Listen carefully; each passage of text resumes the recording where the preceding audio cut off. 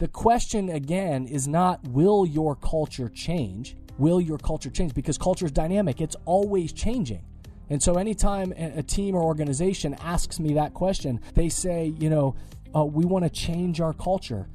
And my response back to them is, your culture is already changing. I understand you want to change it, but the question really isn't, will it change? Every single day, by the way, every single person within that ecosystem is thinking, acting, and interacting. And every little thought, action, and interaction is shaping that ecosystem. So it's always changing. So the question isn't, will it change? The question is, what role do you or we, when I'm supporting them, what role do you or we want to play in the deep belief, not that just it will change, but what role are we going to play in what the culture is going to become? Listen to today's podcast to join the conversation. Welcome back to The Thermostat with Jason Barger. If you're currently on a commute, a walk, or just a micro break in your day, glad you're making time to step back, to think, and to reflect on the next steps on your journey. I've never been more convinced. The best leaders and team cultures in the world are the ones that make time to step back and calibrate their thermostat. I hope today's conversation leaves you feeling grounded and inspired. Now let's dive into today's topic to engage our minds and hearts in order to authentically lead and create compelling cultures wherever we are in the world. Hey everybody, it's Jason, and welcome back to the Thermostat podcast. Wherever you are, however you're coming to the podcast today, welcome back. Thank you for being a part of the conversations today. If you've been somebody that's been loyal from the very beginning of this podcast, listening into every episode, I'm so glad this has been an important part of your journey. And if you are new to the podcast, then I hope you will go back and listen to the previous season. So many great interviews with thought leaders from around the globe have joined me, and also discussions, micro pods about inspirational topics and or things that will be valuable to your own journey as a leader and the culture that you're creating with the people around us. So as always, my hope with this podcast is this is a place and a space in your week, in your month, a place for you to step back, to think, to be filled with some positive thoughts, and then also to engage your mind and heart and help you move forward wherever you may be. I'm more convinced of this than ever, that authentic leadership and compelling cultures, compelling team cultures, environments are needed more than ever in the world today. So thanks to everybody who is listening in and joining this for your own particular journey. Also, lastly, thank you for everybody out there who subscribes to the podcast, who also shares this podcast with people in your network and your team throughout your organization who should be a part of these conversations and will help further the thinking on your team and your organization. Thank you to everybody who takes a moment to stop to rate the podcast 5 stars, of course, to leave a nice review on whatever podcast platform that you listen to. All of these ways are how this podcast gets amplified and shared even further into the world. That's the way the algorithms work. So thank you for everybody who takes a moment to share your thoughts and your encouragement and your acknowledgement to share this with the rest of the world. I appreciate that more than you know. Today, we're going to be talking about the idea that culture is dynamic. That culture is dynamic, and it's always changing. And it's always evolving. In fact, it's an evolving ecosystem of the way we think, act, and interact with everyone that is a part of our system. And our job as leaders or culture-shaping ambassadors, again, however you think of that for yourself, you may think of that from the perspective of you as a parent and your family.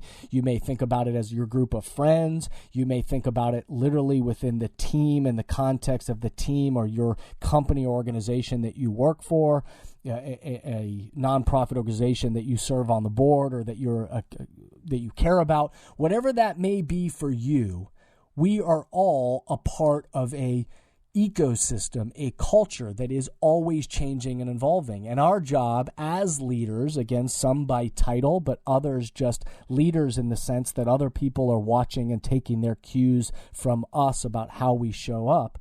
as culture ambassadors, culture shaping ambassadors, is our job is to tend the soil and intentionally support the ecosystem. To tend the soil and intentionally support the ecosystem. And as Adrienne Marie Brown says in her book, Emergent Strategy, which if you heard one of the recent podcasts where shout out to Christian Long and David Staley, my friends who have been hosting these kind of virtual book discussions to help further our minds and our own study and development. We've been talking about this book, Emergent Strategy by Adrienne Marie Brown. And in that book, one of the quotes is that she says, the role of organizers in an ecosystem is to be earthworms, processing and aerating the soil, making fertile ground out of nutrients, of sunlight, water, and everything that dies to nurture the next cycle of life. Leaders and culture ambassadors help set the temperature and climate for the ecosystem to grow. So we're going to talk about this idea, this quote, this idea that the role of organizers in an ecosystem is to be earthworms, processing and aerating the soil, making fertile ground out of nutrients, of sunlight, water, and everything that dies actually is making room to nurture the next cycle of life. And because we know culture is dynamic, we know that culture is always growing and always evolving. And so the question again is not, will your culture change? Will your culture change? Because culture is dynamic. It's always changing. And so anytime a team or organization asks me that question, oftentimes when I'm beginning a relationship where I'm supporting a team or organization in helping them get strategic and intentional about shaping the culture they want into the future, oftentimes they say, we want to change our culture. And my response back to them is, your culture is already changing. I understand you want to change it, but the question really isn't, will it change? Because culture is dynamic, it means it's changing moment by moment. That ecosystem is changing moment by moment every single day. By the way, every single person within that ecosystem is thinking, acting, and interacting. And every little thought, action, and interaction is shaping that ecosystem. So it's always changing. So the question isn't, will it change? The question is, what role do you or we, when I'm supporting them, what role do you or we want to play in the deep belief? What do we want it to, in what role it's going to play and what the culture is going to become? Not that just it will change, but what role are we going to play in what the culture is going to become? I have no doubt that there will be time in the near future, I'm not sure when, but where there will be power in congregating again, power in bringing your whole team together, your entire company and organization together in one space for that powerful keynote speech, that discussion that has to happen as a team, an entire organization about leadership and culture and mindset. But until then, we are in a virtual world. And so if I can add value to your team, your company, or organization through a virtual keynote speech, or just helping your team and organization have the conversation that's the currency for change that you need to be having internally, I hope you'll track us down and let us know how we can be helpful at jasonvbarger.com. So will we just sit back and, kind of let the ecosystem become what it, reactionary, just what it'll become based on all of these collisions of thinking, acting, and interacting, and we'll just say, oh, well, we'll see what the culture is going to become? Or as intentional leaders and culture-shaping ambassadors whose job is to tend the soil and then help set the climate for that ecosystem to thrive, then how will we help support the growth and proactively create and set a temperature for the climate of that soil and for the entire ecosystem?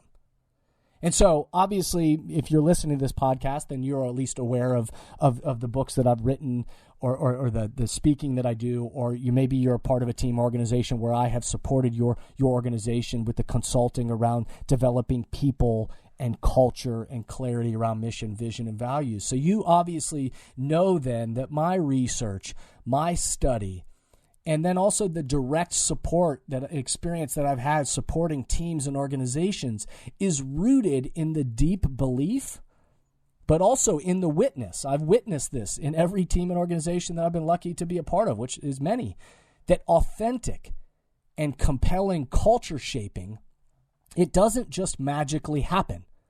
We'd like to believe that the ecosystem will just go on and just, the ecosystem will just go on. But we like to believe that it'll magically just become this amazing garden that we want by doing nothing and just letting it all happen.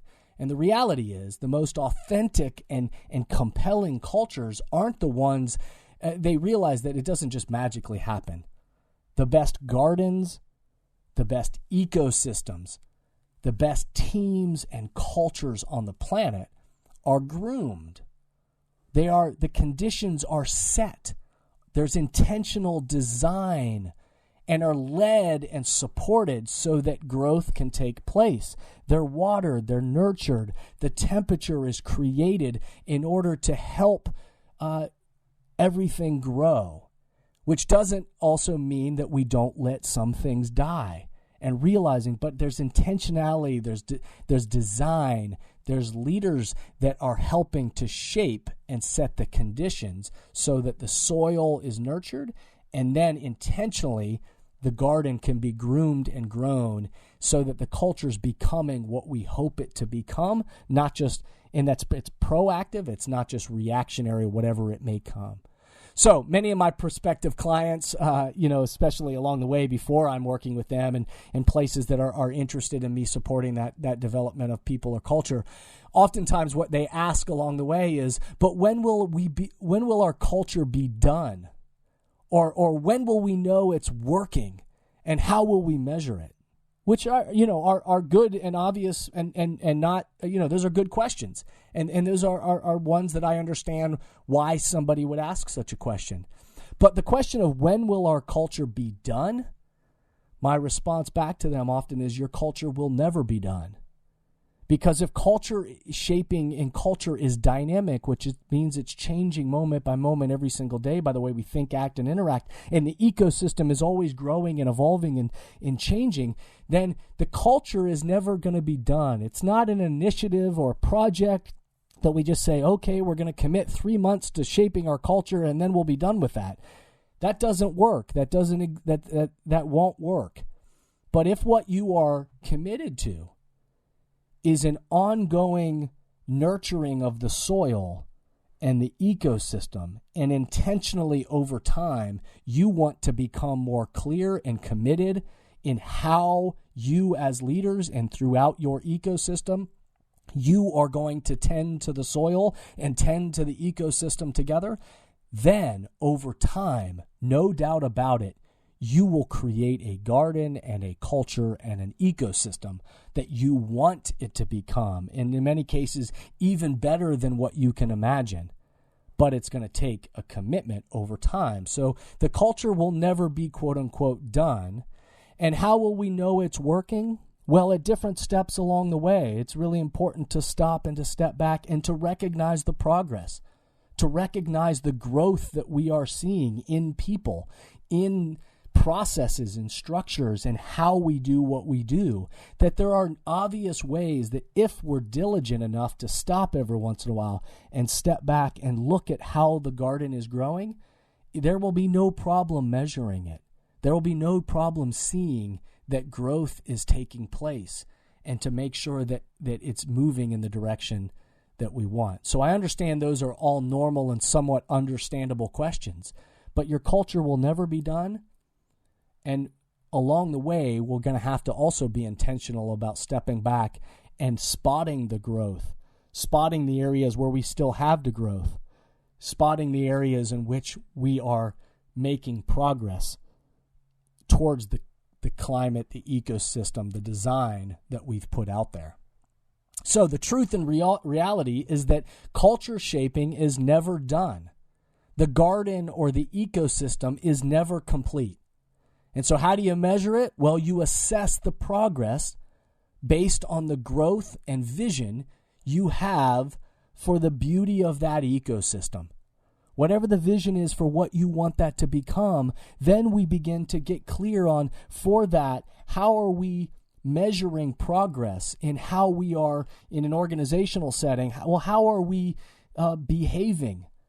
How, pulse surveys with our people to understand how are they feeling about us living out these values that we've created. How are we hiring? How are we retaining? How are we developing? How is our performance rising? All of these things are ways in which we begin to step back and see, is the culture being created and the ecosystem nurtured and the soil tended to and watered in the ways in which, where are we making progress, and where is it that we still have progress to be made? So you assess the progress based on the growth and vision you have for the beauty of the ecosystem, what you want it to become. And you certainly along the way too. It doesn't mean it's just all blooming flowers. You prune the areas that are killing off elements of the garden. In every garden, there are then species and or things that start to grow into one another and aren't bringing out the best in one another. And yet everything belongs. And so us for being able to realize that there's always going to be conflict and difference. And if you listen to one of the past podcasts, I talked about conflict and difference being generative, that you use that conflict and difference to stimulate further growth. And in the midst of, there's always in the midst of culture shaping areas where we need to prune different areas of the garden and create space for new growth to occur. Leaders never stop tilling, nurturing, feeding, and supporting the soil. The process of leading change and developing culture never stops because it's dynamic. So I love this image because in part of this discussion that we recently had, a friend of mine used the image of talked about going to Lowe's. When they're working on their garden, they go to Lowe's to get a potted flower plant, and they have this great image. They just you go to Lowe's, you buy the beautiful potted flower plant, and then you just bring it out, you dig a hole, and you plop it in the ground, and the beautiful potted plant puts in the soil, and then after a few days, a few weeks of watching this potted plant, then my friend was admitting, they're looking at this and they're wondering, why isn't this working? We got a great plant. I went there into the beautiful potted plant from Lowe's, and I went and I dug a hole and I put it in there. Why isn't it growing, or why isn't it blooming in the way that I wanted it to grow and to bloom? Why does it look like it's not all that healthy? Well, finally, he's realizing that it's not just about the plant. It's not just about the plant. And this is where the metaphor is rich, especially for when you think about hiring new talent or finding new people, new members to be in relationship and be a part of your team and organization. We've got to find good plants, and we've got to go out and get plants that have nutrients to give to the ecosystem and that are going to bring their strengths and their best to the garden. But it's not just about the plant. In fact, it's about having a good plant, but most of the work it's about creating the soil. The richness and the prep of the soil is everything. But in our quick fix, microwavable world, oftentimes we think that it's just about finding a good plant and throwing it in the ground, when the reality is we've got to find good plants. We've got to have good seeds. We've got to have and find and attract people that want to be a part of our garden. But then the true work of leaders and of culture shaping is about making sure that we're tending the soil, that the ecosystem and the growth that will occur is about our ability to take care of and water and nurture the soil so that each of those talented, skilled, great plants can grow. The ecosystem and the growth may take a little longer than the microwavable quick fix world that we live in, but the soil and what it will produce and the garden that it'll become a part of will be much richer because of it. And so we started to talk about this idea and this language that I love, that the best leaders in culture shaping remember eco, E-C-O, over ego, E-G-O. Eco over ego. The ecosystem, the ecosystem of the culture always takes precedence over their own individual ego, or the ego as a leader, or their own personal achievements. The best leaders and the best team cultures on the planet, the mindset that people begin to water and nurture and grow within that ecosystem is that the overall health of the ecosystem is greater and more important than the individual performance of the individual plants. The individual ego is not as important as the overall ecosystem that we create together. And every single one of the pots, every one of the plants, every single person and thing that is a part of the soil, all of it helps create and is an ambassador for that ecosystem. And the role of leaders, of gardeners, of culture-shaping ambassadors are to be those people that water the soil, tend to the soil, prune the spots that need to be pruned, help create space for the garden to grow and bring out the best in each other. So as always on these podcasts, I want to leave you with a few things, questions to ponder along the way. In what ways does your cultural ecosystem need to be fed, supported, pruned, watered, and nurtured? In what ways does your cultural ecosystem need to be fed, supported, pruned, watered, and nurtured? In what ways can your team keep the eco over the ego? In what ways can your team keep the health of the ecosystem above and more important than the ego of individual performance?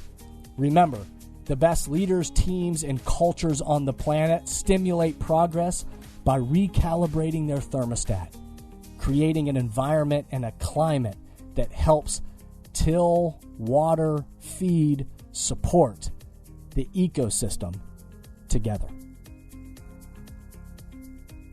Thank you for listening to today's podcast, and I hope the messages and questions stimulate positive change along your path. As always, if these messages resonate with you and add value to your life, I hope you'll help amplify them throughout the world.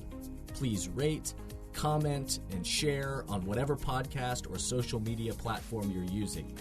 And share this podcast with the people in your life or work who should be part of these conversations.